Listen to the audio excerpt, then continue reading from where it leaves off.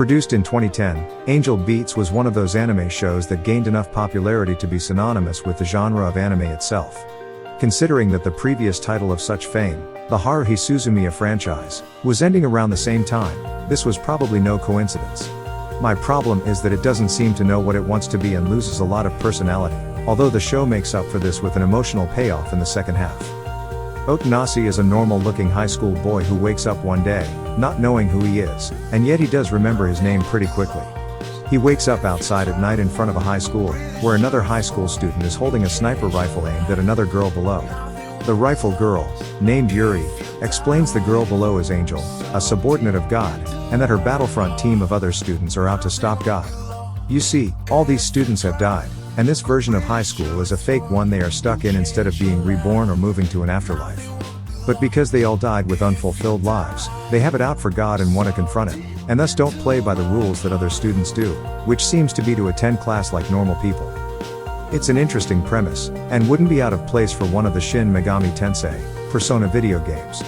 But it allows the show's creators to put a bunch of students in a regular high school setting with guns and action and violence, and to give them important missions to make the stakes feel high, even when the stakes are as mundane as getting extra meal tickets. And they don't die, since they are already dead, allowing more physical comedy at their expense. Comedy seems to be the main genre focus here, since many of the students will die in humorous ways, often by their own traps, only to be appear minutes later. Also, their deaths will lead to a lot of blood. The first couple of episodes seem to have more blood flowing than even the most violent of anime. And the important missions? Led by Yuri, they serve to only make the lead characters appear more like bullies instead of heroes. This misunderstanding for the first half of the show makes them unlikable at first for their methods and the unnecessary complexity of their actions. There's a lot here, from comedy to action to dramatic fantasy, but no distinct personality for the show to hold on to. The show wants to be Haruhi, and arguably becomes what it seeks to be better than Haruhi was. But it is a comedy, and an action show, and a rock idol show, and a sweet show about accepting death and living to the fullest. All the characters feel like archetypes, even if they are, mostly, likable by the end. It's original, and yet it isn't, and these genres don't really merge properly. They sort of take their own scenes and full episodes as their own. It doesn't help that character development feels rushed. A few extra episodes would have done them well here. The animation is fair, almost on par with Kyoto Animation's other work, which is still pretty darn good. The action scenes stand out a little. The music isn't great, but is good, and because of its use in the show does stand out a lot more than usual. The English dub is average.